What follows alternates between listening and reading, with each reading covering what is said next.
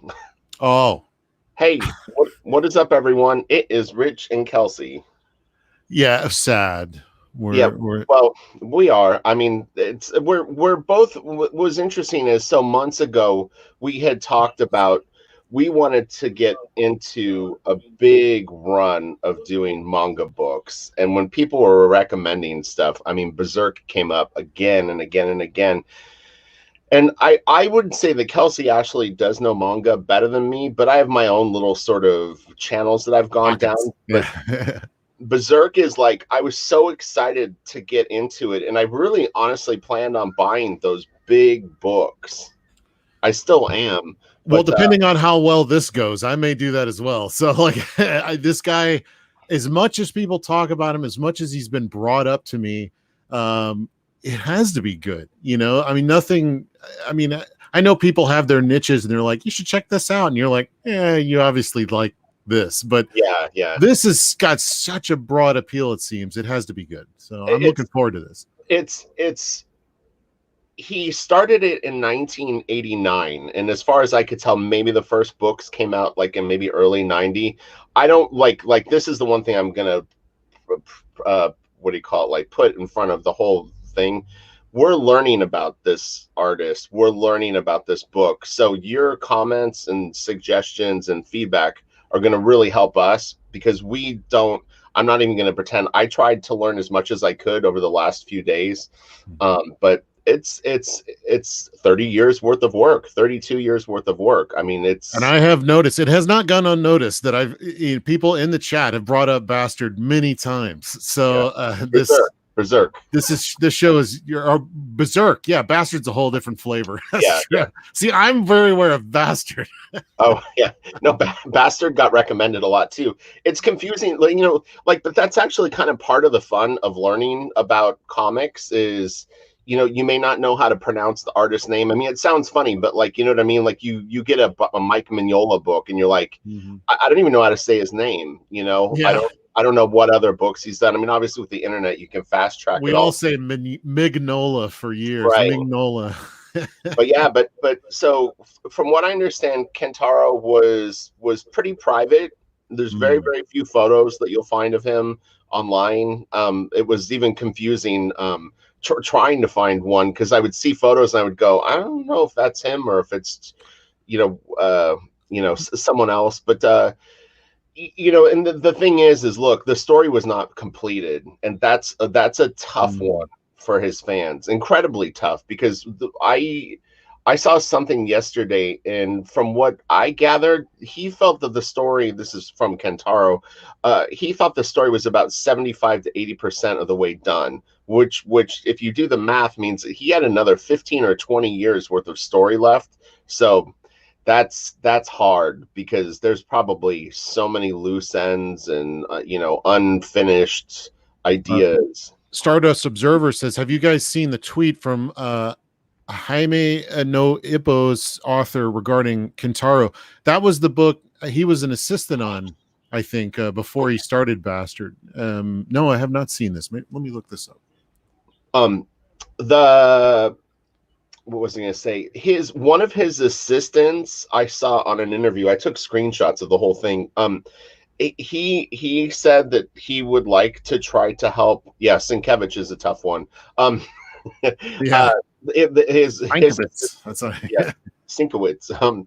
But one of his assistants does want to try to finish it, but that's it's the wounds, I think, are too wide open right now for that to really probably be a serious consideration. What's interesting is so one of the first times that I ever was exposed to Berserk was on a YouTube channel, and it's a statue collector named Viet Collector. Probably people in the chat will know who I'm talking about. Very, very likable guy. He's got an insane statue collection, but he did this amazing review of his Berserk statue, and I was like, I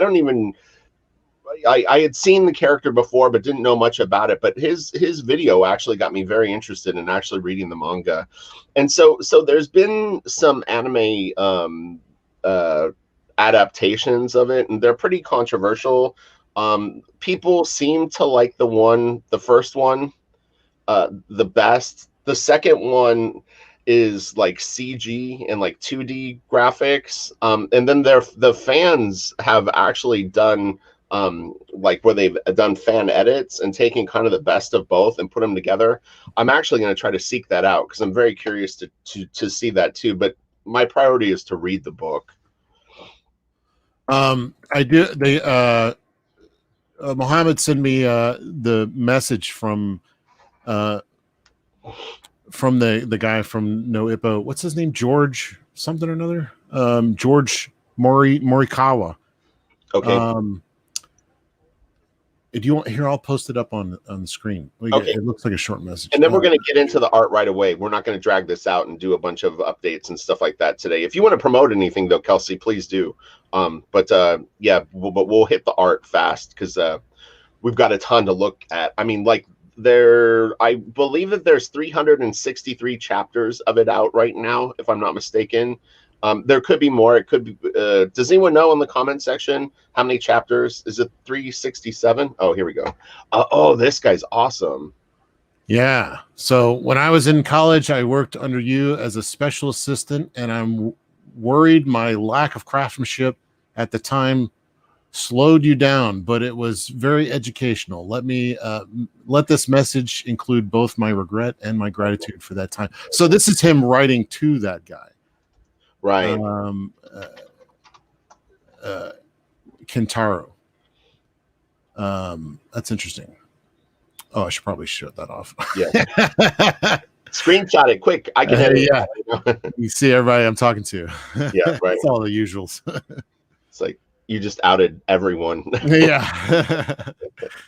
So yeah, and that's the thing is it got me really excited to a new level about being a creator looking through this stuff, because you just go, this could be like, it's like he's leading by example. He's saying if you're really passionate about a story and a character or a group of characters, you can make it your life's work. And look, the fan base is just there. I was going to ask you, do you feel like you have 80 years worth of one story in you, or is it just, do you think that maybe he got into it and then started discovering these characters, and then he became obsessed with it, or you think he started with this idea that I got this big ass story to tell?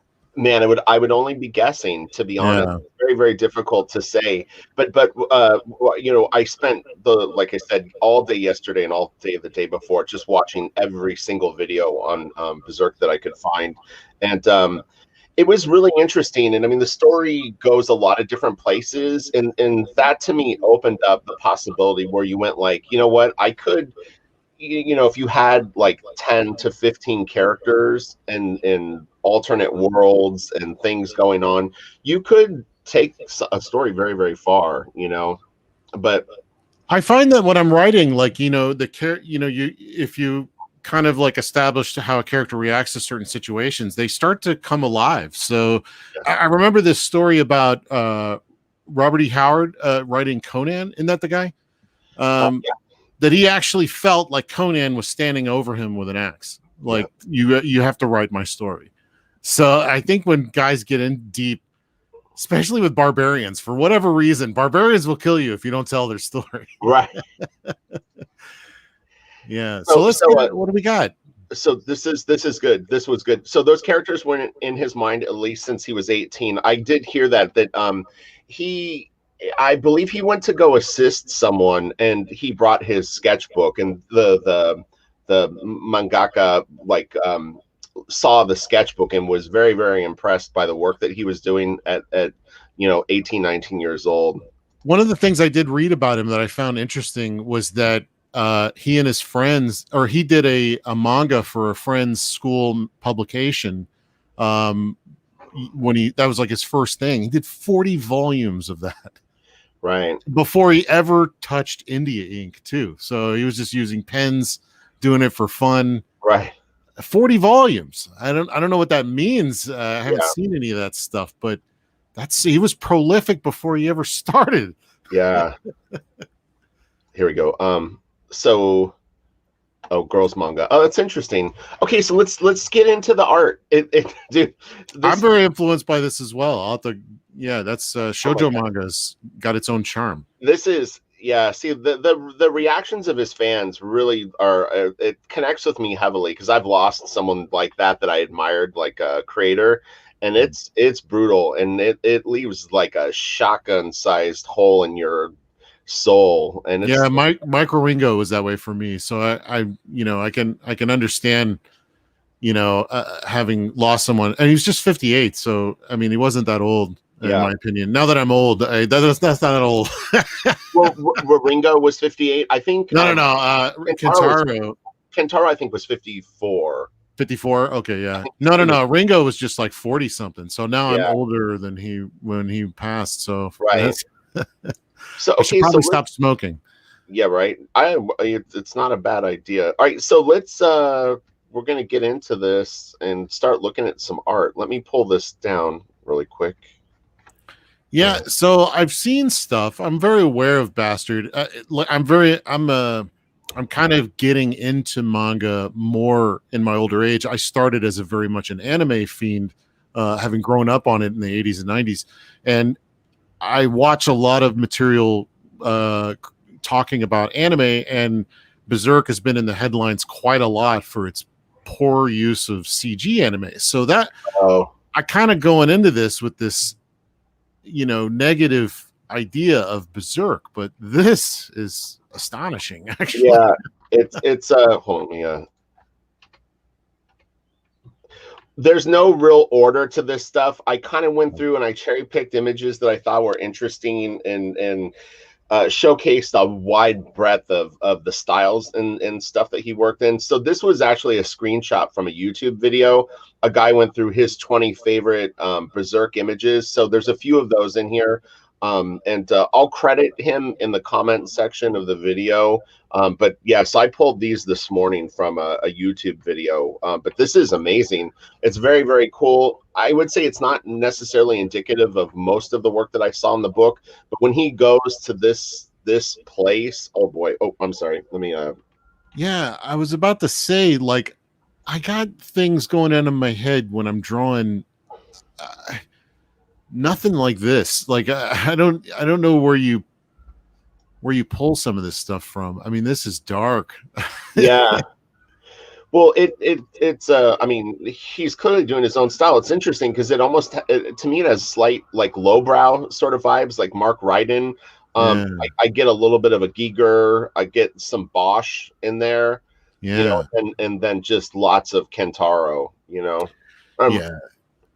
This is there's actually, it reminds me a little bit of like the Toxic Jungle stuff from Nausicaa a little I'll have bit. to check that out. Oh, I love that manga. That's great stuff. I like his manga more than his cartoons. Miyazaki. Oh, right. So okay. So again, this will How go. this would take me a week to do a Oh piece like yeah, that. for sure, for He sure. probably did it in one sitting, knowing these guys, right? Do you Uh, know anything about his process? no, I don't. I don't. You keep an eye on the chat and see Yeah. what people are saying. Does anyone know?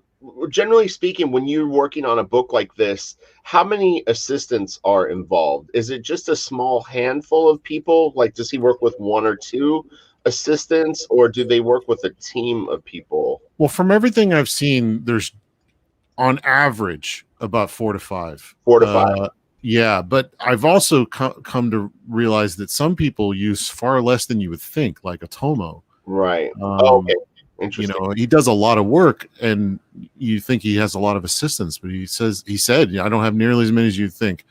But on average, on videos and stuff that I've seen, there seems to be about 4 or 5 of them in the room, and they each have their own discipline based on their skill level, like backgrounds or technology or. So This, Kentaro, there's a lot of violence. There's a lot of strong sexual content. As you can see here, it's not for the faint at heart. So if you are easily sort of shocked and stuff like that by comic art, you might want to dip out. I don't know. I got rid of some, not got rid of, but I pulled some of the like super hardcore stuff. But there's still some pretty brutal thing. I mean, essentially the origin of the main character was he was actually sold as like a sex slave when he was a kid. Who, the Berserk character? Yeah. Hmm. Yeah. So this is this is part of the character's passion for what he's doing, you know. He's a damaged character that is evolved into a great person, or you know, I mean, like I don't know if I'm gonna explain it well, but it's like he's had a lot of challenges and still pressed on, you know. But that's what's missing from a lot of like comics, for instance, today, and it's probably why manga is, because I mean, if your character just goes through, you know, is such a badass and he just takes care of everything, it's boring. Right. You know, seeing someone come through adversity, you know, is. Well, I mean, imagine an American comic book where the main character is sold to someone to be raped, like in the first book. You'd be like, yeah, oh. I don't know that would go over well, but I mean, it probably would with readers more than it would with contemporary critics. Yeah. This is really cool. Yeah, so much art to look through. Wild. So a couple things. Andrew Taz says, to my knowledge, he had 3 to 5, but he had full-time assistants. So they stayed with him for the long haul, I guess. And then I lost it. Somebody was saying that I mean, I lost it. But it was. No. I think in a nutshell, to paraphrase, I think the character's dealing with a lot of deep wounds, like you were mentioning. Right. So I think that's where a lot of these visuals are coming from. You know, like what would you call that? Where you like post-traumatic. Well, I mean, where you're visualizing the state of a character's mind. So right. I mean, are these demons, or is this like how he's seeing things? Right. You know. I can't wait to read it. In fact, I'm actually going to order the first book when we're done shooting the video. I want to get it and start reading it. Yeah, I mean, it's so brutal though. I typically try to keep my mind out of such dark material, because man, it could really like wound you. But I mean, based on the huge popularity of the story, I think that there's a lot of very, very cool, fun stuff too. I mean, not fun. Like it gets low, but it also has great highs. Wait till you see this whole Buccaneer thing that's coming up and some of the pieces. It's beautiful, like fantasy. It's really, really cool. And this has got some, you know, like the creepy monster, but I mean, this to me is starting to look like something that you know would be. For Japanese, man, Japanese monster design is so amazing. Like they have no limitations. Look at this. I know. Faces on the body, weird heads, lizard things. I mean, it really is creative. Yeah, and what I like about this too is you know, I give a lot of reviews and like drawing lessons and stuff like that. You see a lot of aspiring artists that are sort of early in their like learning process, but they can do stuff like this. You know, they commit to a drawing and they put in the work, and I think that there's a relatability to some of these drawings where you go like, this looks cool and like something I would want to draw, or maybe could get somewhat close to it. This is cool. This is another screenshot from that YouTube video. Oh wow. Yeah, drama. Yeah, I love melodrama. So this looks like it's filled with it. Yeah. Yeah.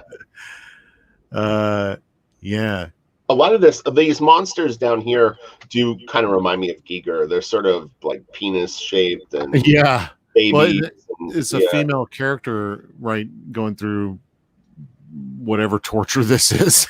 Right. So, right.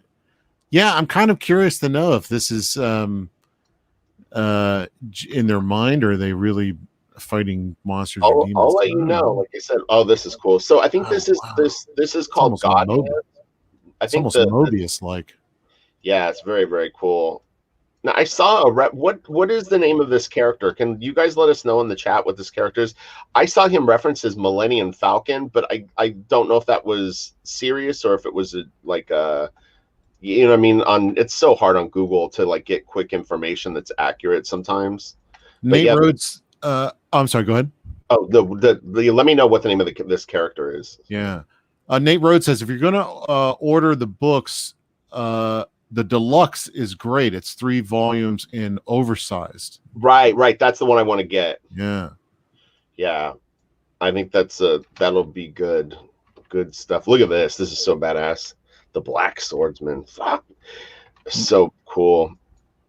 Oh wow. This is really detailed. God, these lines are nuts. See this is this would take me forever to do like all these lines. Yeah, I don't even understand how you work with an assistant on something like this too. Like Right. how do they divide the work? Yeah, because I mean I've seen guys like the guy who does 20th Century Boys. He's does a lot of videos where you can see him working, and you can see he does a lot of it himself, and then he's got guys do backgrounds, but he does all his own characters and his own inking of the characters.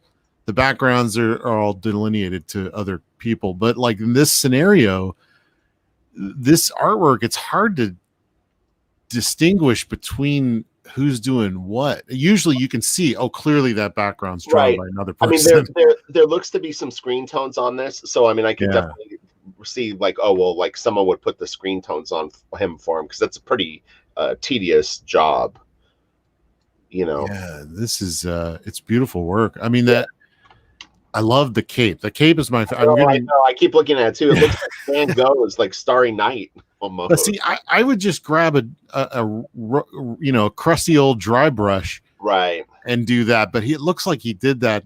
Yeah, the lines are very accurate, or you know, they look like a pen. It's very cool. Really beautiful flow on it. That's hard to do. You know, it genuinely is. Alfonso says Kentaro almost did all the work alone. He let the assistants do the backgrounds and or people in like the square, I guess, like this background characters. So this was from the YouTube video, and again I'll link to the guy's channel after the video.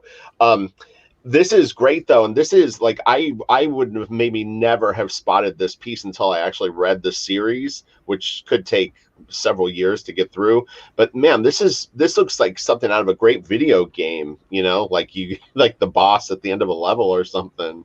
It's so cool. This huge slug thing, I don't even know what it is, but it's so awesome. The lighting. There's so much story talk in that. Like Joe K. Griffith transforms into Femto through torture and pain, like Guts transformed into Black Swordsman. There's some definite like followers of the storyline in here. This is for sure. And look at how detailed this rendering is. I don't know if you can see it in the video, but this is all hatched, and this is hatched. Oh man, and this is hatched. It's really this is all cross hatching, fading into these blacks. Dieter R. Reimert. Sorry, I'm ruining your name. That slug is called the Count.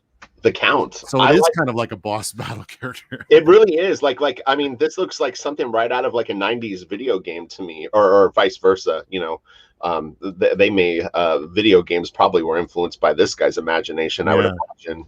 How could you not be? Well, somebody earlier said, and I forgot their name. Sorry, but they said that this was a direct influence on Dark Souls. Yeah, I could totally. A huge video game. Yeah. Look at this. This is great too. Again, this is from that guy's YouTube video. I pulled about 5 images from his YouTube video, and these were some of his favorite pieces. So, wow. You know, again, I want to give credit to him because he spent the time pulling these up originally. But this is great. Good dual lighting on the creature. Like there's it's really nice. I love that nice, warm, kind of medium to dark gray over the monster too. Just really gives it a beautiful sense of value. But it's not busy, you know. The line work is the star. I want to play with some zip and some black and white work, and like you can obviously still get it, right? Yeah. I mean, there's people still doing the old techniques in Japan. I'm just wondering how pricey it is. It's a little bit expensive. There was a seller at Comic-Con that would sell it. They had a whole bunch of it. I want to say it was about $7 for a pack, but I don't know how much a pack how many sheets were in a pack, and it might have been even a little more, like $7 to $12 for a sheet or two. It's expensive. So Liquid Pulse says this also influenced Final Fantasy VII. Interesting. Oh, I love Final Fantasy VII. You'll Yeah, see. I'm not familiar with those. Well, oh, look at this. This is great too. Oh, neat. Isn't that cool? Yeah. That's great. I love the character drawing. The face is really good. Yeah, well, I like how simple it is. Yeah. And then this detail is great on all this good stuff. So it would be a great tattoo, you know?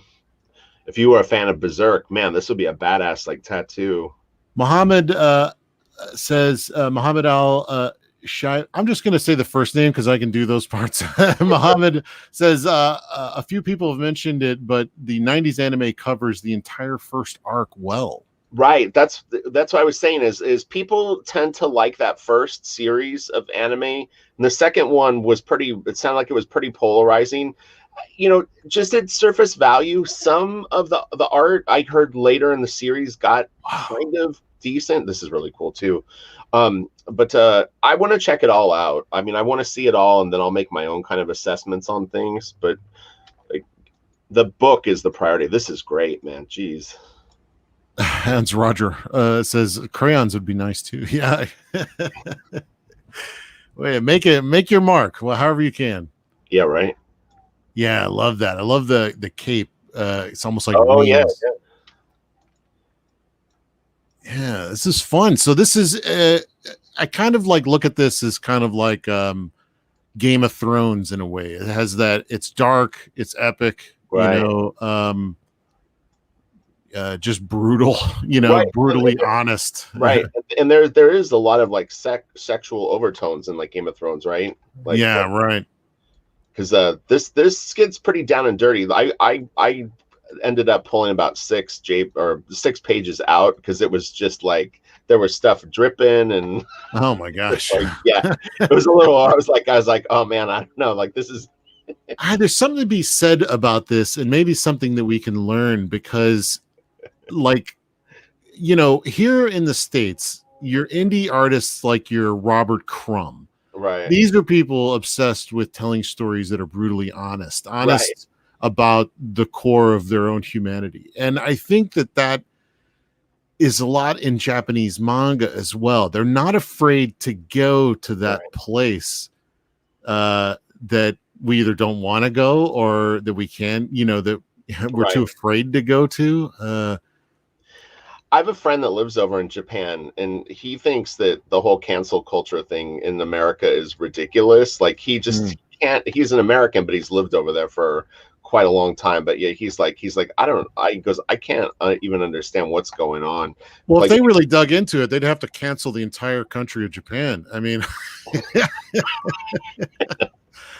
that's a lot of work.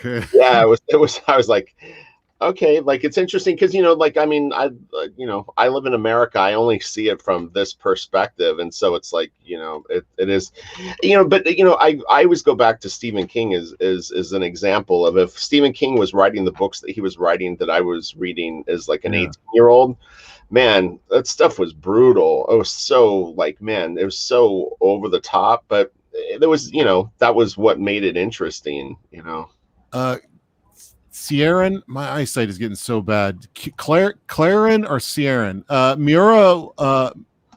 Miura. God, I'm so bad with names today. I don't know what's going on. Miura was a big fan of Hellraiser and Conan films. Right, you can see that. There's some character, the Skull Knight looks very inspired by that, and there's even this other character that looks like the Mars Attacks like aliens. You'll see. Oh, really? It's pretty interesting. I don't know all the names though. Like I said, I apologize. I did my best, but man, this was a huge undertaking. Like I said, I've never prepared more for a video. Here's a good one. Taco Sage, good name, by the way. One of the main themes of Berserk is overcoming your trauma and coming back stronger from it. That's right. A great way to put it. Yeah, perfectly. Yeah. Said, in fact. Yeah, that's good. I mean, Yeah, I mean, somebody else said it gets a little rapey, so yeah, Yeah, anti-test. So yeah, like what? But that is kind of the Game of Thrones thing, right? Like there's like that yeah, going on in that some too. of Game of Thrones got really dark for me too. Like I'm kind of a lighthearted guy, so when I get too deep in that, I'm like, Jesus, well, could you give me a happy moment, just Right, right. one? Just like find a dragon with like gold pieces and like Yeah, I'm like a Danger Girl guy. I like goofy, hobbits. You fun, want lighthearted. Yeah, I hobbits like dancing, lighthearted stuff, but I do like this kind of stuff when done well, and it doesn't. But I mean, oh my God, look at this. I know, it's brutal. Uh, This reminds me of oh shoot, I can't think of the game. What was the Kojima game that just came out? Death Stranding. Like this looks like the oh yeah, on Death Stranding, just with like human body parts. yeah. Oh God, I mean, don't eat your lunch before this. You know what I Right. mean? Well, and so there's a lot of fan projects around this book, which are pretty interesting. So they've done like almost like audio screenplays, but most of them haven't taken it too far. And then somewhere I believe that there's even a coloring project where they've actually gone in and colored parts of the book, which obviously is you're maybe you could be seen as you're messing with perfection, but I mean I think it's all interesting. I mean he's definitely inspired people to get involved, and I think that that's very, very cool. So Chad is saying that there are happy moments, cute moments in this. So there's ups and downs, and I don't think you could do a manga for this long without exploring all Yeah. kinds of things that we deal with. Well, see, and here's where it starts to get pretty. I have a big chunk of the stuff that is more like this, and to me looks a little more up the middle, like not, I wouldn't call it mainstream, but I mean there were some pages that I thought you would really like because the drawings are just so pretty. Yeah, that's really great. Oh wow. More darkness. I like the dark stuff, so like for me, I pull as many JPEGs of like crazy things as I could find or detail. But I'm like, how do you like? What do you research? Do you have to look at like gore and stuff? yeah, Okay, I've been on the internet for a long, long time, so occasionally you see things that you can't unsee. yeah, And I've seen gore pop up every now and then, and it's traumatizing to me. yep, I can't get it out of my head. So I'm like, right. how do you reference this stuff safely? I just do it with your own imagination. I mean, like, Are you familiar with the painter Jenny Saville? no. She draws very large women that have had like surgical procedures, and they're really, really hard to look at, but they're beautifully painted, but her stuff is dark. Oh, this is the character. So this guy reminds me of the Mars Attacks alien. Oh yeah, it does. Wow, This I is love the one over here. look Like at how beautiful Maleficent. this is. So this is from the what I believe the last issue of the book. I think this is from 363. It's gorgeous. I mean, Look at that guy. the fact that The this is what guy, he's doing. Oh, sorry. dude, I'm amazed at the character design. There's the guy over there with like a big god head, but he looks like a statue. Yeah. Oh, it's just so creative. That too, like a gargoyle head, but yeah, and I'm amazed at is this gray? Is this gray washes? This is It not looks good. like it does. It looks like some sort of gray. It could be graphite. It could be gouache. Who knows? Yeah. But could you imagine that this is what you were getting, and then the guy passes away? I mean, it's like, uh, it would It's be brutal. I mean, yeah, somebody was saying too, he's been reading it for ages, and he's like, now he's, will there ever be an end? I mean, how you, I feel for you guys that have put so much into you this could over the literally years. have been reading it your whole life. Yeah. If you were 10 years old and you'd be 40 now. I mean, what do you do? No, none of that exists except for in his own head, right? So there's not like you can't take up the mantle and have the story continue because none of that stuff is written ahead of time. So I guess it's just done. That's heartbreaking. Yeah. It really makes you question like how you organize stuff. Like if you got a long story to tell, and how how to care for that kind of stuff if you in the mortal plane too early, like what do you do?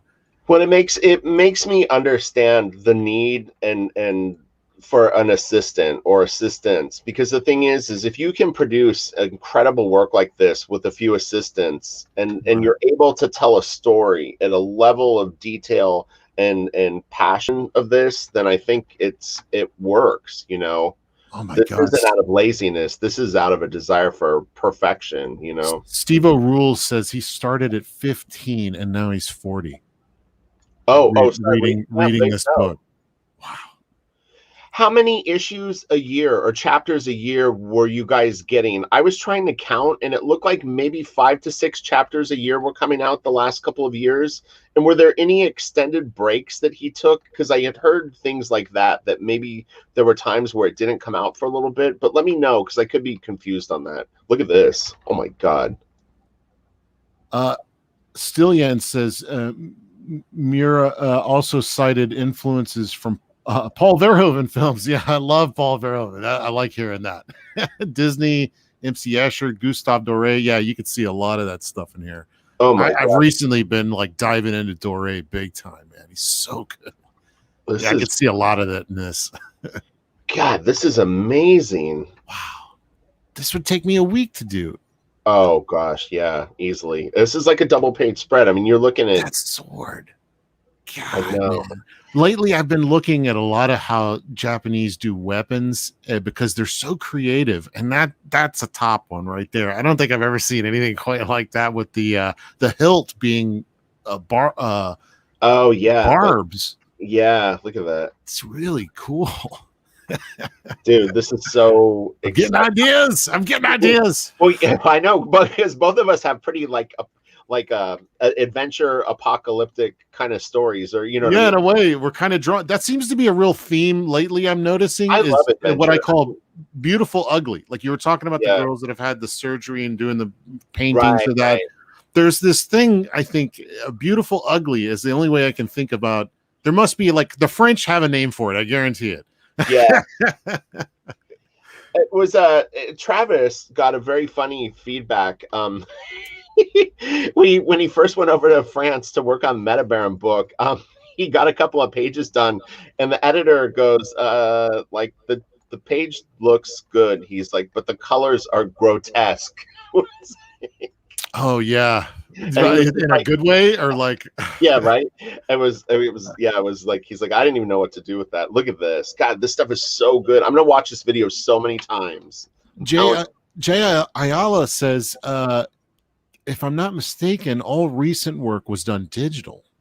Wow, that's impressive. Can anybody else in chat back that up? I think I had heard that too, honestly. If that's true, I mean, he didn't miss a beat. I mean, if anything, he got better. Yeah. God, this is so good. Wow. I could see this being really in your book, something like this with the girl, because you know what I mean? Like you've got that sort of.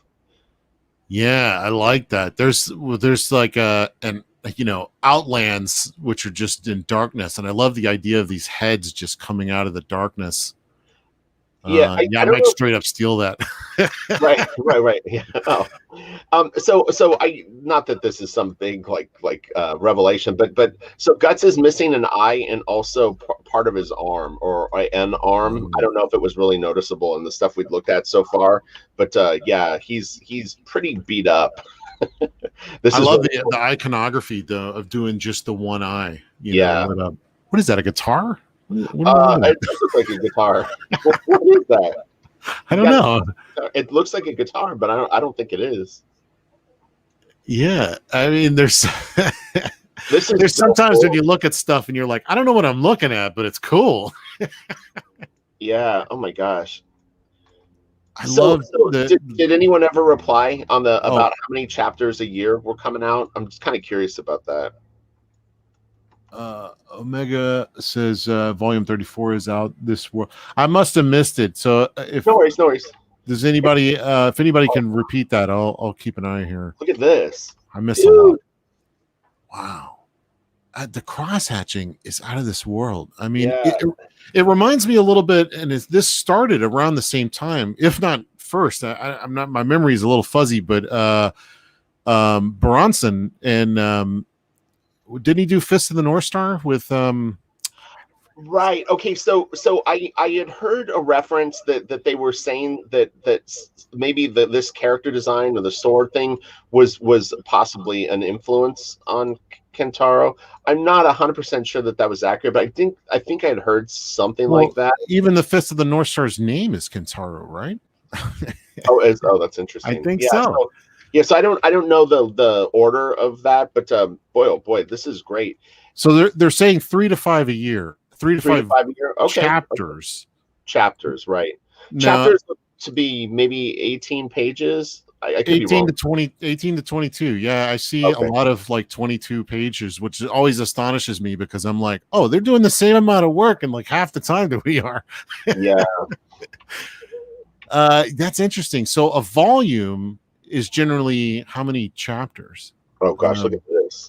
This is crazy. Wow, golly, man. The old tentacle monster, man. I don't know what that is in Japanese culture. They love the tentacle monster. Oh, this has got hands. This is all sorts of stuff. Yeah, this is super creepy. Boobs. We've boobs. It's got a finger in her mouth. That's always a classy move.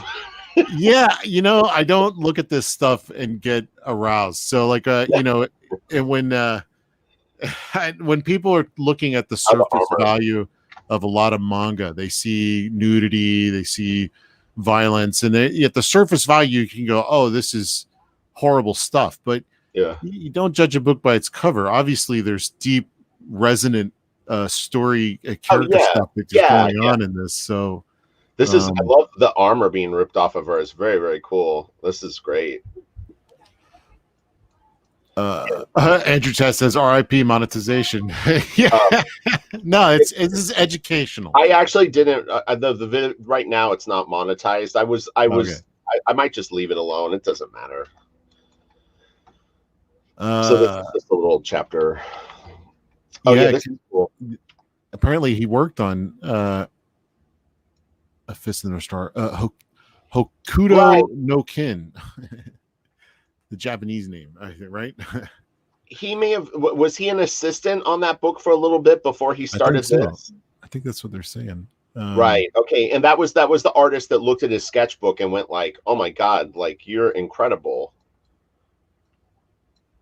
Boy, this stuff is so cool. It's so interesting looking. So go ahead. Well, in regards to this long form manga, I'm seeing a lot of this stuff, and now we always had long form stuff here in the States. That was the thing. And I heard somebody talking about this today, where now it's all number one. When in the old days, you used to avoid number ones like the plague. You used to just slip your story into something that was already going, because number one, nobody wanted to read number ones. They wanted characters that are well established and whatnot. So yeah. I'm wondering in today's what we have today, where we have the crowdfunding, you're doing your one book, right? Is there still a hunger for long form storytelling? And this is why manga is doing so well. I believe that there is, but here's the difference: is and this is not directed at crowdfunded books in particular. I don't think that just in general, a lot of American comic books have very good stories. So the problem is if it's a pretty generic sort of shallow pool to begin with, then the number one issue works because it's like there's no greater expanse of ideas. But the thing is the great writers and the great creators, yeah, I think definitely if you had a book like this that had some huge world and crazy stuff going on, you don't think people would line up for a second, third, fourth book? I'm wondering how you would do it. I mean, in these days, the only way I can think of doing it would be to do it as an online comic, and then you crowdfund the collections. Otherwise, I'm not really sure our current market can handle Here we go. Well, it obviously does with manga, but yeah, no, definitely. I mean, I think that it's absolutely a possibility. I think the trick too is if you're going to do an ongoing series where you want to get up to volume 10, volume 12, volume 13, you need to make sure that you have accessible early issues so that people can pick those up and catch up, if they get caught up in the excitement, but you've already been working on it for 5 years, that there's a place where they can, buy it online from you. So Andrew Test says there's no actual stakes in long form American comics. Anything that Right. happens is usually reversed in months. That's so Right. true. Yeah, exactly. Whereas this guy lost an eye and an arm and it's gone for good. Right. This is very, very crazy. Boy, he really has a lot of monster designs. Yeah. Yeah, a lot of demons in that head. Hey, I'm gonna try to get to the hopefully his afterlife has none of these monsters in it. I want to get to this is pretty cool. I like this page. This drawing right here in particular is very nice. Good clean cross hatching. He's getting like not looser, but he's opening it up a little more. Yeah. Has a little bit of a different flavor in these pages. I want you to see the ships and all that stuff, because it's very, very cool. It's very different than what we've been looking at. Oh, I like that guy, the monster guy. It looks like just an ant head. I can't imagine how fun it must have been to be following this as it was happening and just getting like the new books.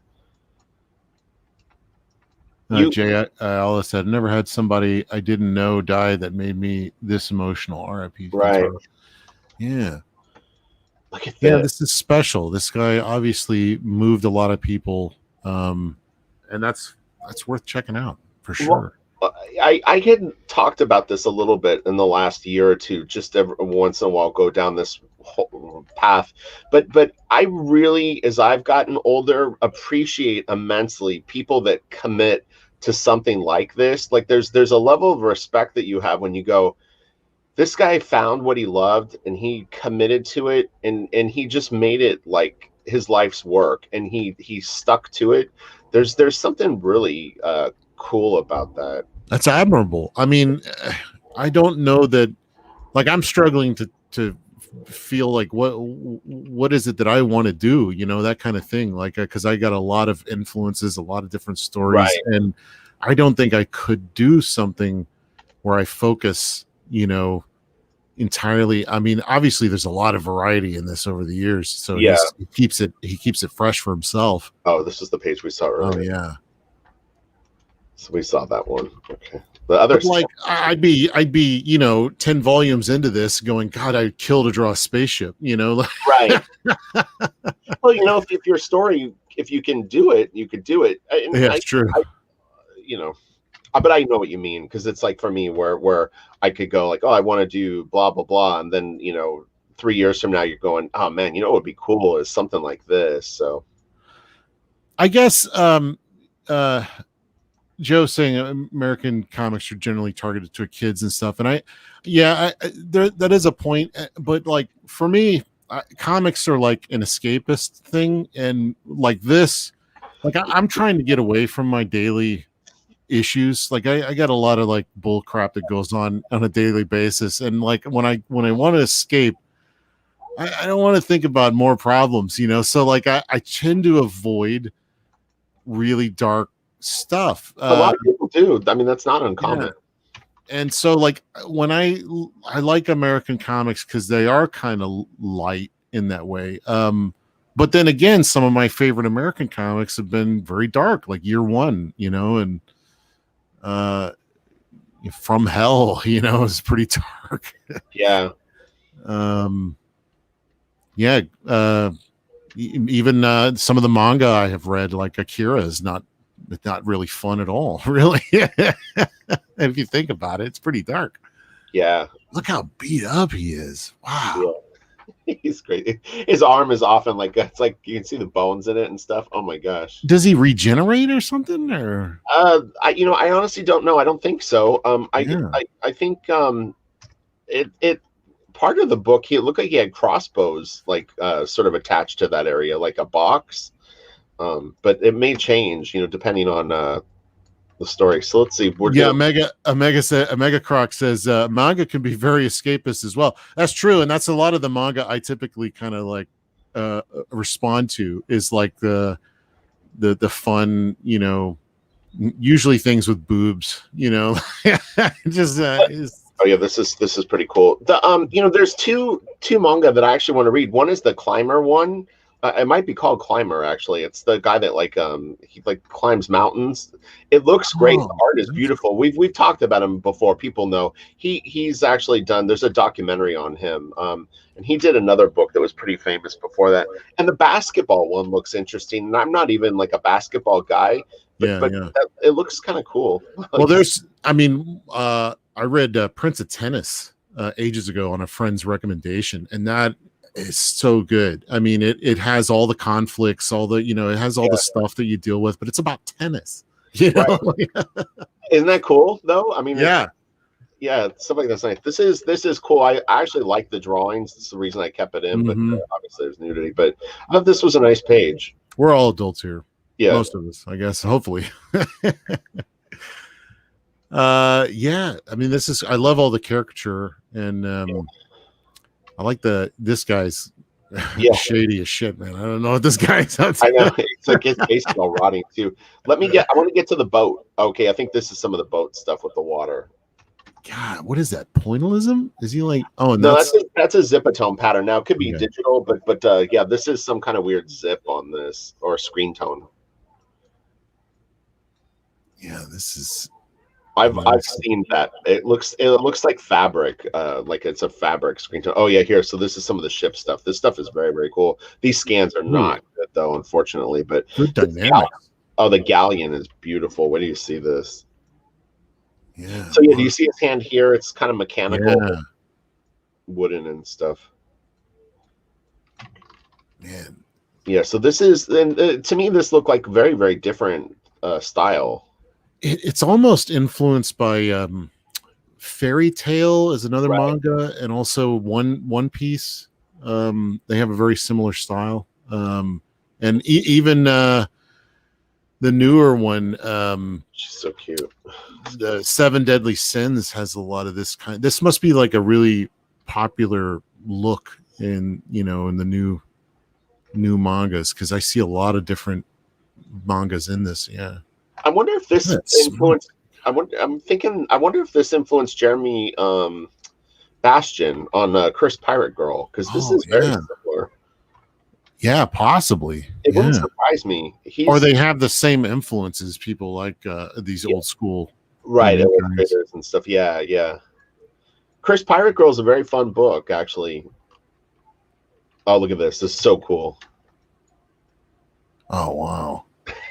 God, that's a lot of ink on a page, man. I mean, like, hey, the new chapter of Berserk is in, and you're like flipping through and seeing stuff like this. This would blow you away. And it's black and white. This is what trips me out. There's been studies that show that, like advertising, for instance, a color image gets people's attention a good 80% of the time over black and white.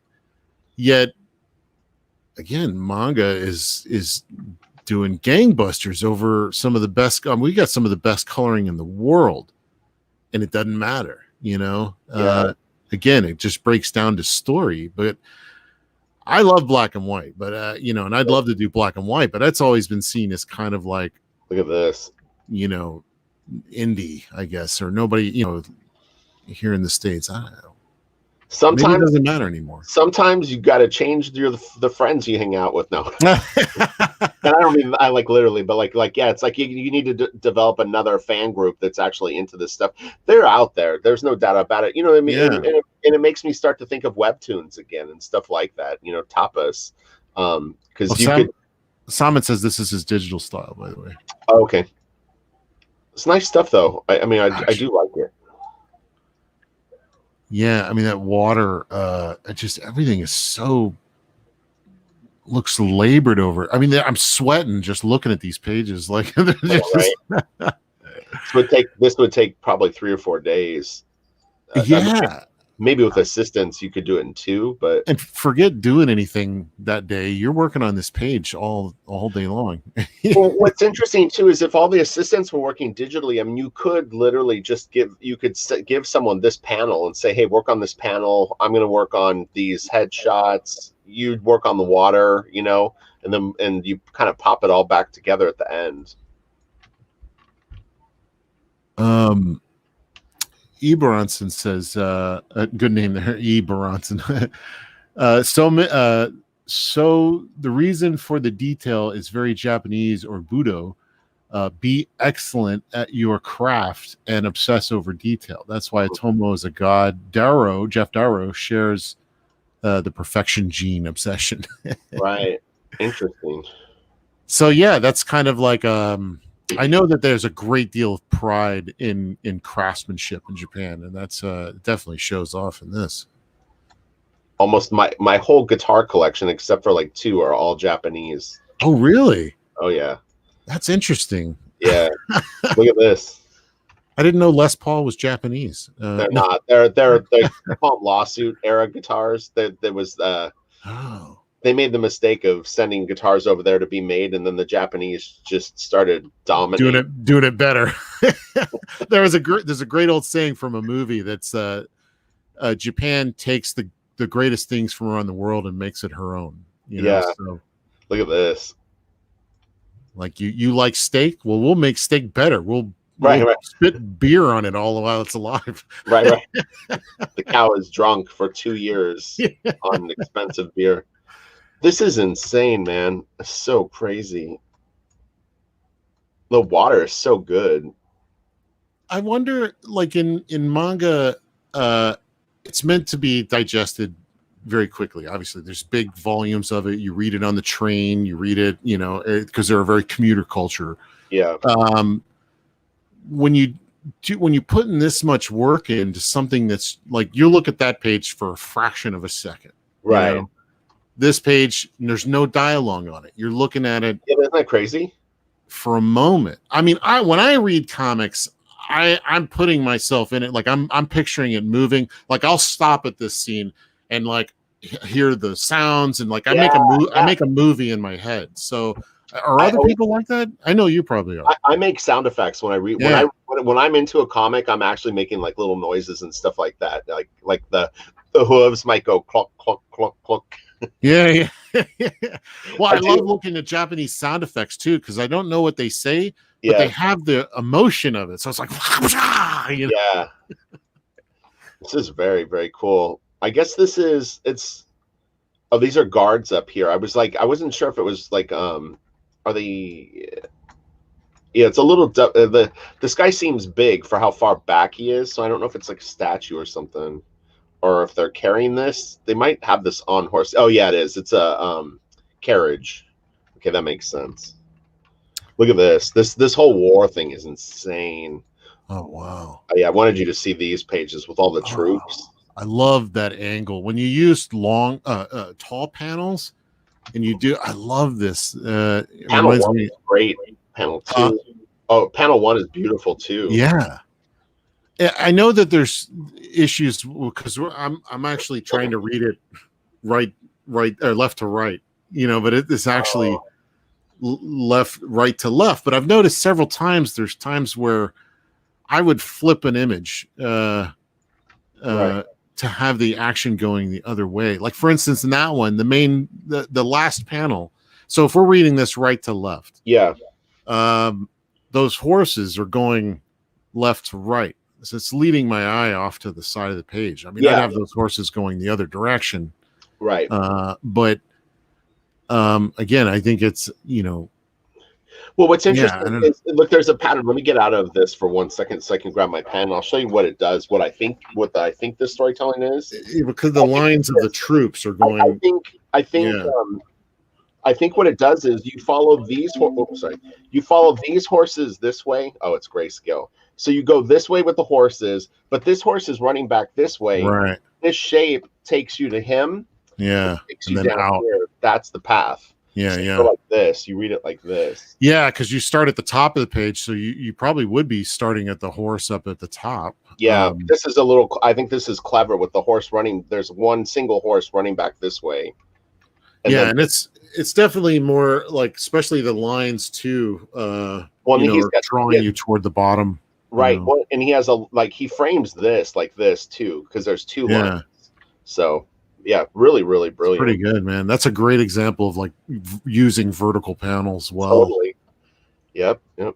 Good shit. I love them. I really dig vertical panels. I want to use more. I like this. This girl in this panel right here is awesome. This is all very cool too. it's a lot of effect. This is another thing too I'm learning, and mangaka are so good at it, where you don't have to have full shots of characters in every panel. Mm-hmm. It builds drama, and it's actually conversely less work, right, to emphasize like that. The action, like a pair of hands doing something, or a glass breaking. You personify the moment way more interestingly, and effectively, and it's less drawing. And you see this is so much cooler of a page than it could have been. This panel right here in particular too is super creepy. It's it's this really creepy armor. Yeah. Or to me, it looks like armor. But what's this character's name? This character right here is that Guts? In Muhammad says this is the most recent stuff. So okay, yeah, I hopped around, man. This is crazy. I can't even tell what's going on. Looks like a mastodon or something. Oh wow. Yeah, you can see kind of chains. An eye right there. I see chains breaking too. Yeah, like there's chains the on mouth. There. It's just horror. It's sometimes you don't really need. In fact, some of the best horror you don't see clearly, like in The Thing. John Carpenter's The Thing. I mean, it's all shadowed and silhouetted, and you just get glimpses of it like this, and it's terrifying. Yeah. This is working at the same psychological level, the teeth and the hair. So this is a little bit more of the sea. Oh wow! I love the pirate. This guy's great. Yeah, he's this little panel, like panel 1 with these boats right here, is great. Yeah, so much detail. It's so tiny. I will never, ever, ever do a pirate thing because of the ship. So anyone that has the guts to do that, right. Hats off to you. That's beautiful. Yeah, all the rope and oh my god, because I'm nuts enough that I'd have to do it right. Yeah. A friend of mine, I don't know if Danny will watch this, but Danny Earls did a book, and he actually built a model of a galleon. So that's smart. So you would have some reference. I like this page a lot. It's open. She gets lost a little bit in the gray of the sky. But that could be a quality of the printing and the scan. It's the scan, I think, more than anything. Yeah. But I love the definition in his arm, and I can clearly kind of make out the muscle groups, but it's not like he's not drawing all the muscles. It still looks like skin stretched over muscle. I love how each panel is different, and that, like the old Todd McFarlane saying, never have two of the same size characters on a page. This is a perfect page, Yeah. It's clean, it's direct. And this is what I was talking about. That quick shot of the eye, quick shot of the hands grabbing. I mean, you go right to the core of the emotion. You don't have to have an elaborate background and all these full shot of the character and all their gear. No, what matters is this moment right here. And it makes it so much more interesting. Yeah. That's cool. Yeah, that is a nice page. You're right. So look at this. Isn't this crazy how it's the same? How is this like the same book? It's nuts, right? Yeah. I mean, she looks like who am I thinking of? Tilda Swinton? Like who would play her in a movie? I love I what is her name? I think this is Cherokee. I don't know how to pronounce her name. I could be wrong with that. She's a real cute little character though. I like her a lot. Poor Casca. Oh, Casca, is that the girl or the guy? Casca, I think, is this person. Oh, okay. I could be wrong though. Yeah, we'll have to do a follow-up. We'll both start reading this, and then we'll do a follow-up about what we've learned from reading the first volume. That'll be fun. Yeah. Like I said, I'm going to order it today, so I'll hopefully have it by later in the week, and then I'll get going on it. It'll be fun. I need a hobby right now, like something. Oh, the Drez 1210 says, I'm on volume 4 of Akira. What a different beast from the anime film. It is. It's so much deeper with all the characters. That's fun. I wish I could read that stuff again. I really wish that they would do a new Akira movie. Yeah. And take more time with it, or do like. You know what's funny is they've been threatening to do it forever, but I've had people working in Hollywood that I know, and they talk about how they, how they whitewash stuff. And it's not to just make everybody white or American. It's so that it'll be more acceptable to American audiences.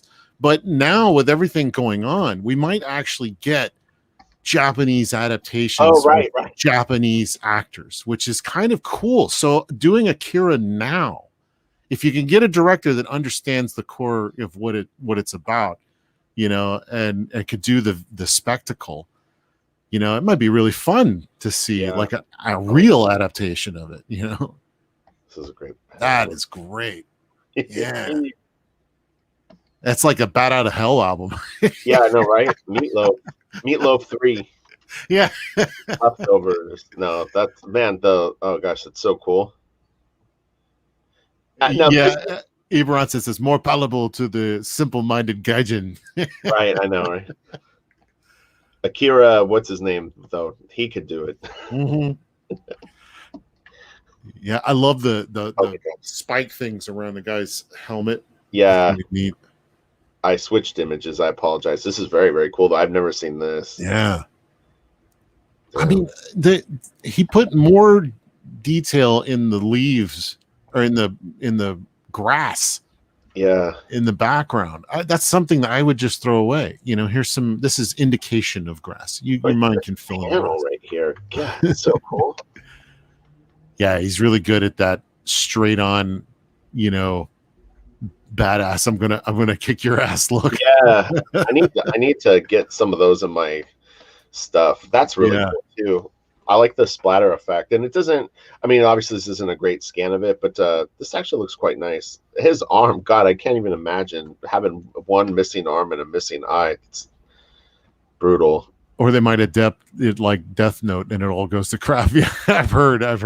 Speaking of movies that were really well done, it's not Death Note, but it was. It's these guys in like black suits, and they're like fighting monsters. Gantz. Mm-hmm. I saw the first Japanese movie of that, the live action version, and it blew my mind. I was like, they're getting so good at this. Yeah. It ends a little weird, but man, it's so good. Oh my God. This is such a kick-ass page. Jeez. Yeah, that's almost like Death Dealer. I know. Yeah. It's like Frazetta. Yeah, man. He's looking to the side. I was about to say, I kind of like how it's off center, this thing around him, but he's looking off to the side. Yeah. Yeah, cool stuff. Oh yeah, look at this. Oh wow. That's a hell of a six-pack. this has a little bit of that Giger thing, the repetitive pattern with the like hot spot through the middle. Yeah. That's definitely a little Giger trope. This is nice. Really nice profile. Skull Knight. Is this Skull Knight? Or that's the other guy, the one from the last page. Like I said, the reference that I saw was they called this guy Millennium Falcon, and I don't know if that was a joke or not, so I feel like a dummy, but yeah. Someone will know in the comments section. What's this character's name? I never heard when asked before. Yeah, everybody's living on the Gantz. Yeah, that's another one that we should look at sometime. Oh yeah, for sure. Weird. I have a bunch of those, definitely. I mean, I never actually, much like this, I'm familiar with it. I saw the movie, but I'd never seen the manga. So this is a beautiful spread. Wow. Oh yeah, look at you! You can see the light right on the edge of the horizon. Yeah, it's really cool. Wow. This stuff is fun because this is like drama. Yeah. And it takes real estate. It takes pages in order to build and pay off this kind of drama. So we don't see this kind of stuff a lot in the States, but like a movie equivalent would be like in the last Mad Max Fury Road, when Furiosa is just at the end of her rope, and she just realized that they just did all of that for nothing, and that she just walks out into the desert and just lets it out. And it's like that's like this kind of moment. And I love that kind of stuff. I love it when you just like when you allow the story to kind of breathe, Yeah. Man, that is so this cool. is 2 pages. and there's nothing on it but a character in a field, you know, but it says so much. I know, it's really, really good. I know some of this stuff is digital. I'm not saying that this is, but God, again, you know, we talk about, because in America, the original art, you know, becomes something that you either keep or you sell or whatever. But like, man, imagine all the original art is somewhere, you know, the ones that were done traditionally. It's just crazy. We brought this up several times, and I managed to find, I looked it up because I wanted to know, what is it with this? Like, why do we not see any originals? And there was a guy, and I don't know who it was, a producer, he was maybe a publisher.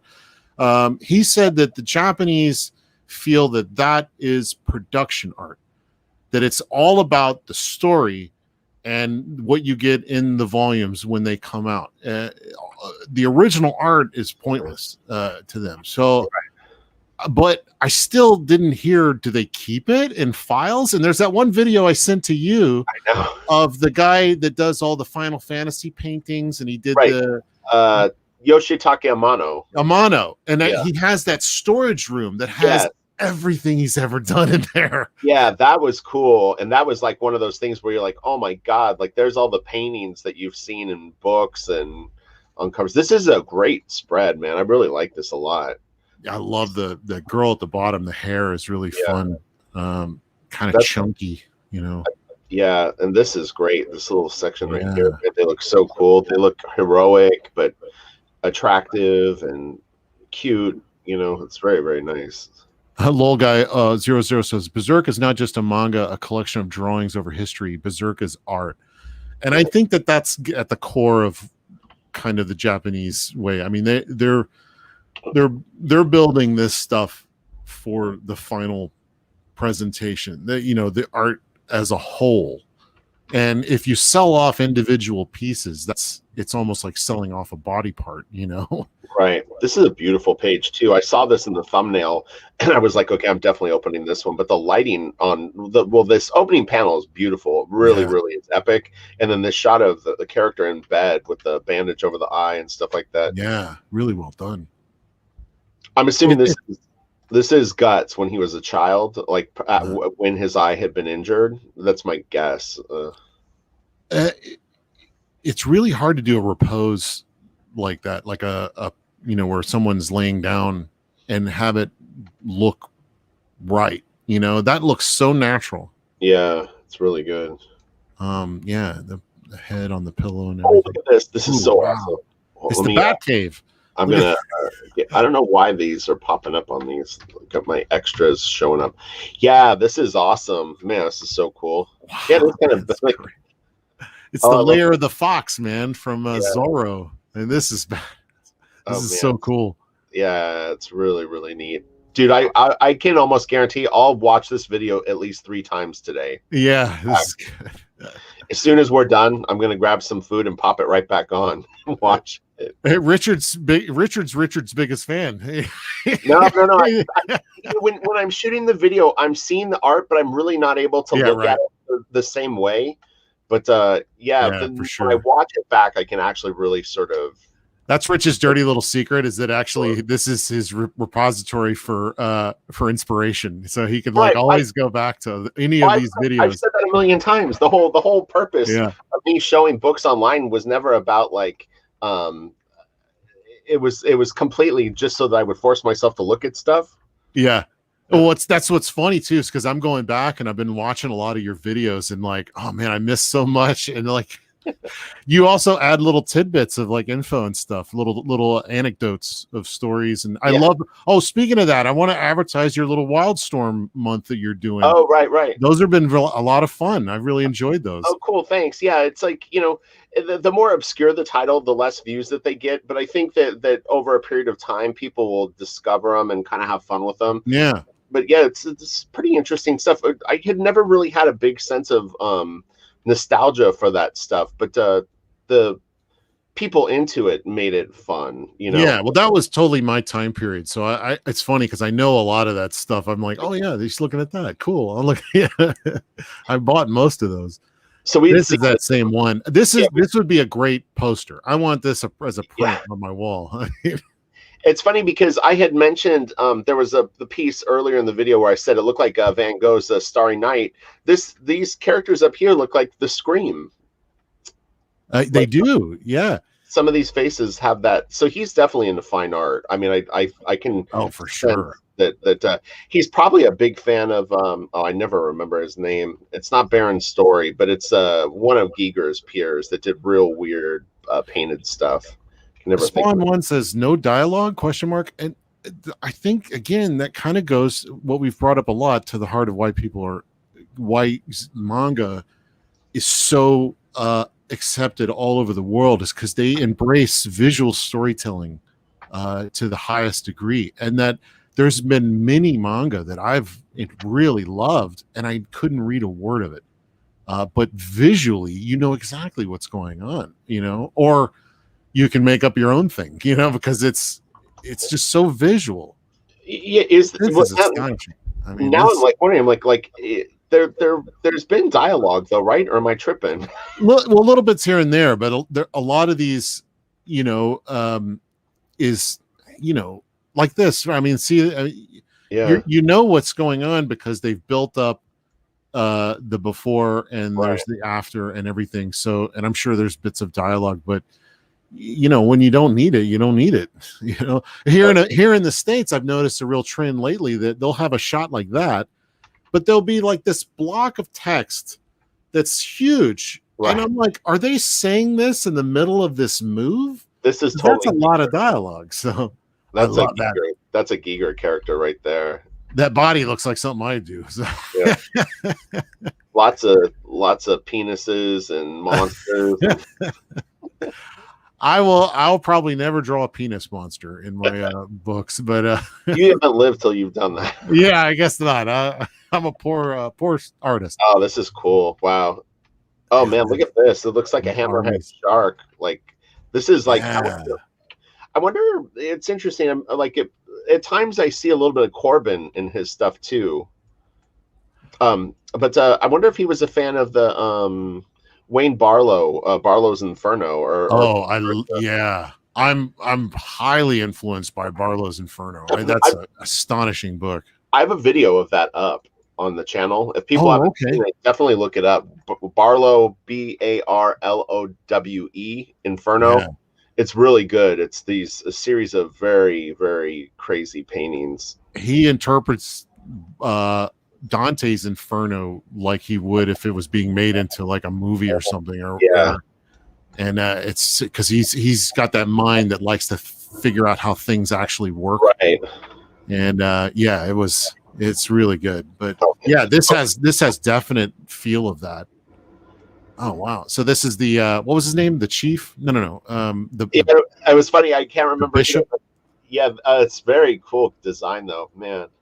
Oh man, it's like the bishop or something like that. Yeah, it's like a slug monster. So cool. The fetus? Was it the fetus? No. Well, it says the fetus moves, so the fetus moves. I don't know if this is the dude, but this looks like the guy that raped him or that he was sold to. Oh. I don't know for a fact that that's him, but he kind of looked like this dude when I was watching was a audio version of the first chapter, and it kind of looked like him a little bit. Like I said, I could be wrong. Spawn one says Gustave Doré is laughing. Yeah, well, yeah. I mean, all those old school guys would probably look at all of us like we're a bunch of idiots. Barlow's Inferno has a little bit of a Beksinski sort of vibe too, if you know that painter. Oh, I think that might have been about Barlow. Yeah, okay. Right. No, Doré did. Okay, now I get it. Yeah. That's really wild. Yeah, what are those, organs or something? I don't know what it is. It's very cool. Yeah, man. Looks like a cool album cover. It does. Yeah, it's like Tool. Tool. Beyond Lateralis. Yeah, right. The demos. Yeah, exactly. See, this is it's really hard to do organic like this with the shading. He's rendering the form very, very well. Yeah. That's the thing, is he's really giving these a sense of roundness. to be gods. See, I like this idea of, this is kind of we haven't mentioned this, but oh man, who am I thinking of that does Cthulhu and all that? H.P. Lovecraft or the artist? Yeah, Lovecraft. This is kind of, there's some Lovecraft in here, of course, but I mean, it's hard to find anybody that's not influenced. Oh yeah, see, look here. This is like the rape scene. This is the dude. Oh, geez. So that was the guy. Yeah. Wait, he was a cripple? He had one leg? Wait. Possible. I don't know. This guy looks like he has different hair. This guy looks okay. So you say he could have just ran away from the guy. This guy's that's that's horrible. Yeah, right. That's cool. Yeah, it's kind of it's got a little bit of a what's his name? Three names. He inked P. Craig Russell. P. Craig Russell, yeah, right. Yeah, P. Craig Russell does a lot of opera comics, so I often associate how he does his stuff like operatic. Even the staging like this. It's almost like a stage. I don't know. Yeah, no, I get what you're see on it, huh? Oh, I get what you're saying. This is cool. Yeah, all the characters hanging in the trees. This is another album cover right here. Yeah, right. See, this would be very controversial now. Like if an American artist did this and had girls hung from a tree, that would not go over well. Well, I mean, in fairness, it's probably always been controversial kind of thing to do, and it largely depends on what you're trying to do. And this is, I think, this is what's lost these days. It's like just showing it doesn't mean glorifying. The intent, like what's the intent? Exactly. This is great, man. That's beautiful. Again, another print. This looks like right out of like one of those Disney sort of like the sketches for the movie kind of thing, like the art of an old Disney movie, where it's like the concept art. Yeah. Oh man, Hand Cannon says Guts was born under that tree. His mother was hung and fell out of the as a baby. Oh my god. Oh my god. Wow. That's, if there was ever a more brutal birth, I had not heard of it. That's oh my god. These trees are great. Bob Ross. Yeah, he would be pleased. He'd be like, happy little trees. These aren't happy. These are not happy trees. I love the way that he did the pine needles on these ones. Like it has a Seussian sort of shape to it. They're very finger like. Yeah, I was thinking Charles Vess a little bit. This stuff. Right. Yeah. And it's cool because he's got two different types of trees. I mean, this is clearly a different tree than this, so that's really cool. And even this is like a third one. Hans Roger says Alex Nino in there too. Yeah, a little bit. Oh yeah, I can see that. I love me some Nino. Oh, this is a nice panel, man. Panel 2 is great. Dude. Yeah, man. I cannot get the hang of the cross hatching. Let me ask you a technical question. So doing this is a lot of cross hatching.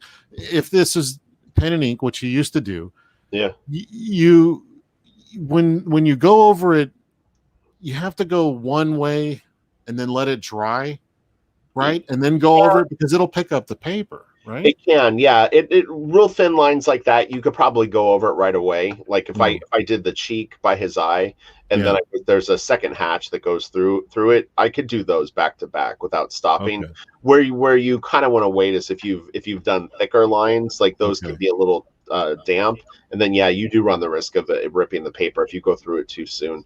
But what I was like I said in that inking demo that I did, I rotate the page constantly. So if I work here and this area is wet, I'll just rotate the page and start working over here, and if that's wet, then I'll start working over here, and I just kind of go in clock-like motions, and that seems to alleviate smearing. Oh, this is great too. I saw this in the thumbnail. Love the contrast of these. Oh wow, yeah. Oh yeah, I'm gonna have to watch this other video you keep referring to. This did they get a lot of history to what's going on and stuff like that? Which one is that? I thought you maybe got this from that video you were talking about earlier? There's a video that's really good called The Genius of Berserk. It's Okay. one of the first ones that'll come up if you just search for Berserk, but it's called The Genius of Berserk, and he does an hour video on the title. Yeah. And wow. any of the longer videos, there was a lot of tributes to Kentaro too, so those were interesting to watch. Like this, you were bringing up the French Curves the other day with the Scott Clark. I forget the name of that book. Allegra, yeah. This, I mean, you're doing long French curve lines, and you're doing 1,000 of them. I mean, I can't even wrap my brain around this. It reminds me when you see the old Hong Kong comics. Right. They had a lot of those long swirls like this, and it's like, I can't even compute this. I have 2 of those books, and it's the most detailed art I've ever seen. Those Chinese, whatever. It's astonishing. The Warriors. Oh my God. The names. Yeah. This is nice, man. That's a great shot. Really, really cool. Like this leg is awesome. Yeah, that foreshortening going back like that. Yeah, it's really cool. Yeah, it's hard to do. I actually love the design of the guy in the first panel. It reminds me of like Speed Racer or something a little bit, where the longer eyes and the pointier features, I guess. There's a caricature to it I like. Boy, there's so much to unpack from this art. I'm like, I can't wait to watch this back. This is, and the lettering right here is pretty cool. You like it? Yeah. Oh yeah. That's really good. Ronson says Tony Wong, and crew. He had like a whole building worth of people working on those books. Here's this. It's interesting. Joe Madureira had a very interesting character that popped up around issue 7 or 8 of Battle Chasers that had a little bit of the face vibe. The costume was completely different, but you're right. That actually does have kind of a Mad feel, like an early Mad feel. Some of the stuff. He was, I mean, come on, he had to have loved. In fact, I think I remember hearing him refer to Berserk in an interview at some point. This is great too, man. And the interesting thing about a shot like this is boy, that gray really adds a sense of mood to it, because this is just pure black and white. I mean, I can kind of try to fake it, and we'll see what it looks like. But you know what I mean? Like if I finish drawing just in black and white, it's really not as moody as that. Look at that. Well, and depth too. It's really like the water that's white. Oh my gosh. Yeah, I like these character designs here.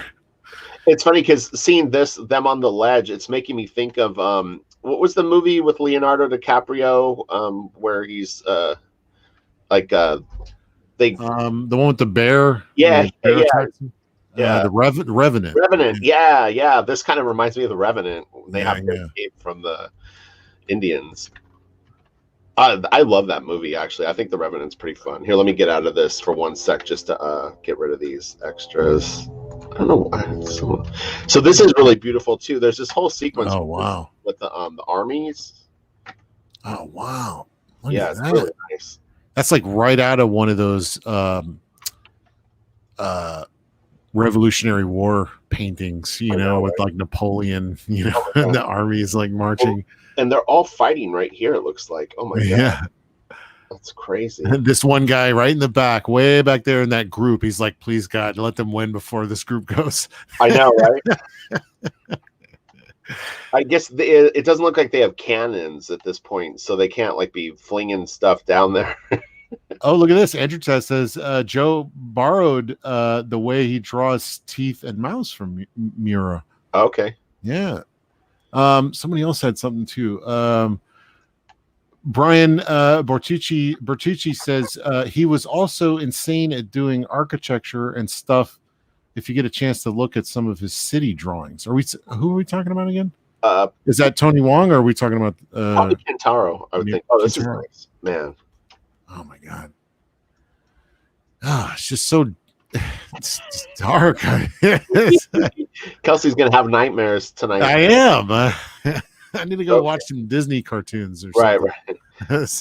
watch some SpongeBob until I reboot. Here's what I'm gonna watch: some Mighty Orbots. That'll make me feel better. Oh, nice. Here's the Grim Reaper again, the Death Dealer. No. Yeah. No, this is. I think he's Skull Knight. Sorry. And Wow. he's got those spikes in his head. Yeah. This guy is I don't know. He might be slightly more scary than the Death Dealer. I wonder if they ever show Guts cutting his hair, because that's something I've always noticed is he always had that crew cut. So like, Oh, right. how does he do that? Are you thinking like how many volumes has there been? They had to have addressed that at least once. 363. There's probably a whole issue just devoted to him cutting his hair while bad guys are chasing him. The trees have got that nice S curves on the pine needles on this one too. I'm getting where I like that more and more. Like I want my buildings to even have like a bend to them. Like I love this fluidity. Oh, nice. Mignola does that. You know, he really has gotten very stylish with his architecture. Man, this is so great. That is great, man. The layering of Zip. That's a whole art form that I don't think people really consider enough. Yeah. How I've seen old manga that has layering of Zip that just it blows your mind. Like this must be like 5 layers deep. This right here looks like at least 2 or 3. Yeah. I mean, even in the far background, it's just Zip defining the shape of the mountains. Right. Oh my gosh, it's so beautiful. Good. Boy, that looks like a long way to go. Like if you're over here, boy, you got some traveling ahead of you. That looks You're like, okay, I need an audio book. Yeah, right. Yeah. Oh, this guy's cool. Look at this like little wizard dude. Oh yeah. He's cool. He looks like he was smoking ganja. Yeah. It's like, I'm high. That's great armor design too. This is awesome. Bram Stoker's Dracula? Skull Chad. Yeah. Yeah, it does a little bit. The lady who made the design, I forget her name, but she's Japanese. So was she? Oh, interesting. Yeah, so she might have been influenced by this even. Yeah, it's possible. She also did the outfit in The Cell that Jennifer Lopez wears. Oh, right. Oh, interesting. Wow. Yeah. That's some good trivia. Oh, this is very clean. Oh wow, yeah. This must be it's more the digital stuff. You think it is? Yeah. That seems to be cool. Yeah, that seems to be kind of a thing with the digital, is that it has a cleaner look. Although that looks like watercolor or great washes. Yeah. I mean, they've I was funny because did you ever get into Corel Painter, or did you never play with that? A little bit when it first came out, like ages ago. No one talks about Corel anymore. It's weird. I didn't know they were still around, to be honest with you. I think that there was a new one that came out a while ago, but it was an interesting program. I mean, it's definitely different than Photoshop. Boy, this is a lot of work. I'm kind of eager to try out the one that's on iPads and stuff. Procreate. I have it on my iPad Air, but my tablet isn't pressure sensitive, so it's no good. I don't want to. I don't want to support Mac anymore. This is the last Mac I'm ever going to own. So yeah, people dig Procreate. Man, this is great. I'm seeing this is. Hold on a second. Yeah, the tentacles at the top. How can you zoom in anymore? Yeah, of course, sure. Talk about album cover. This looks like a Yes album. It does, yeah. The what's his name? I'm always looking at like how hard something would. This looks how you get all that behind the tentacles. You think maybe he did the liquid? Well, if this is digital, well, I don't know. This looks hand painted.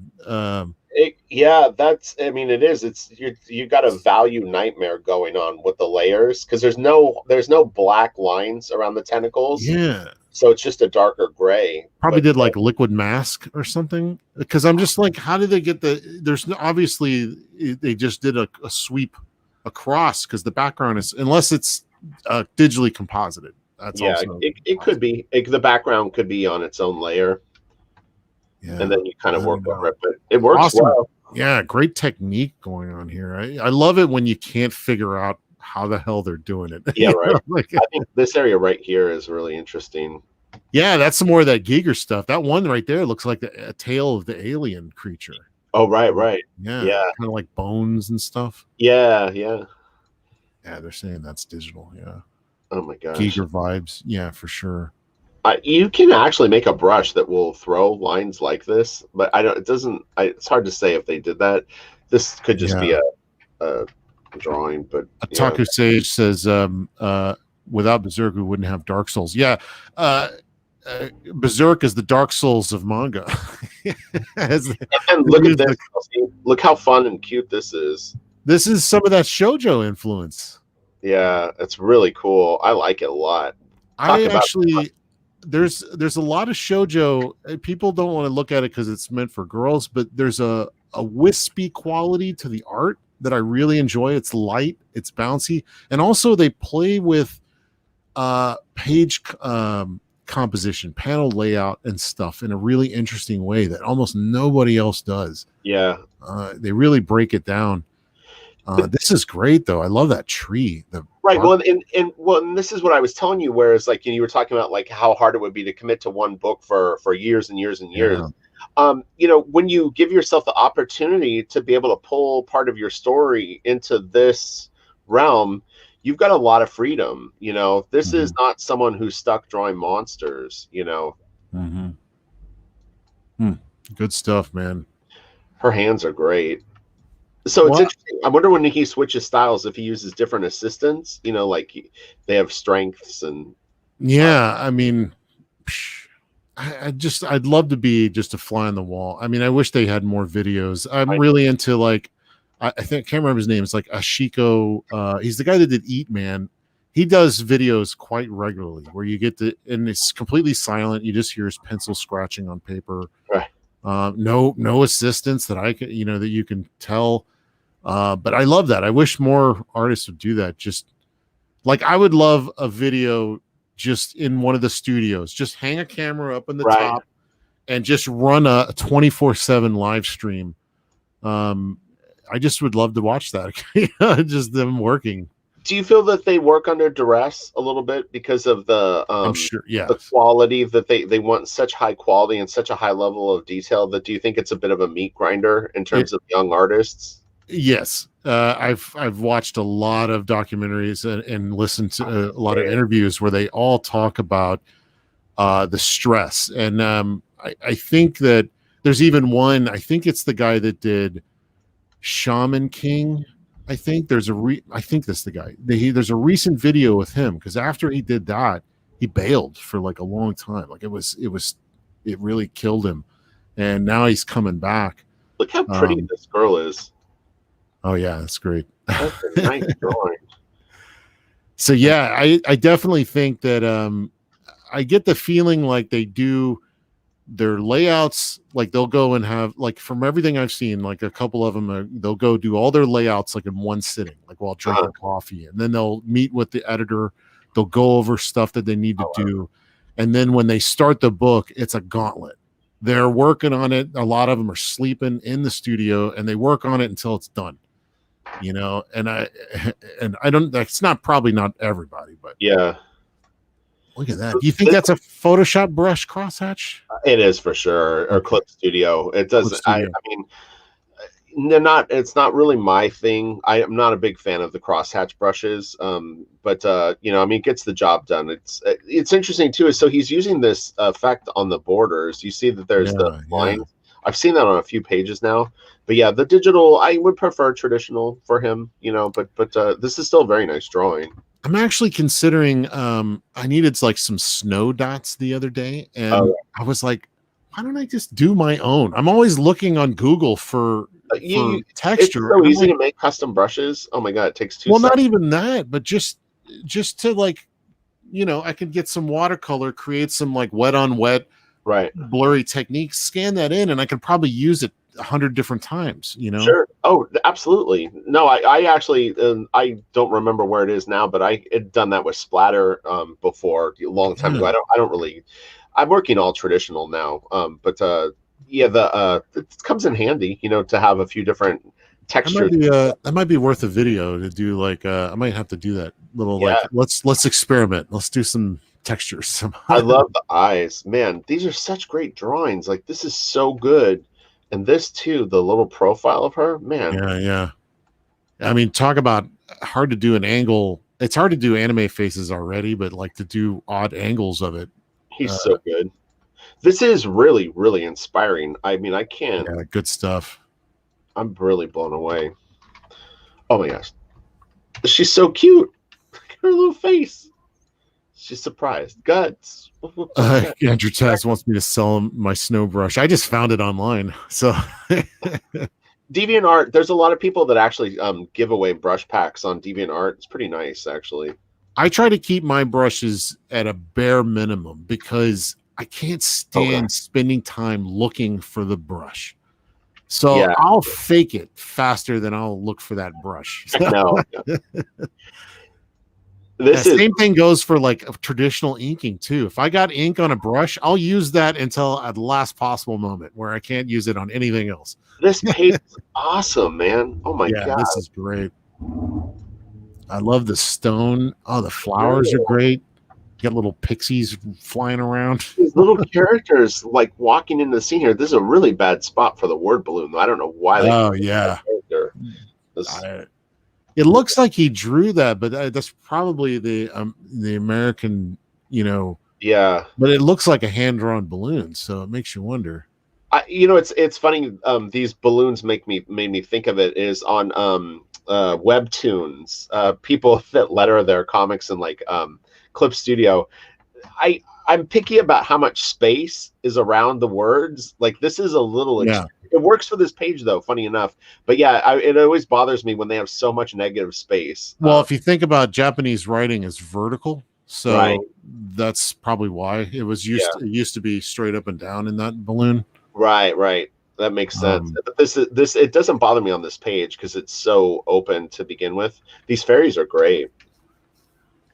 Hey, I hate to cut this short, but we should probably wrap it up shortly. Okay, we'll end it on an hour and a half. Yeah, we'll end it on this piece right here. So look, rest in peace, Kentaro. This was really, really fun to look at.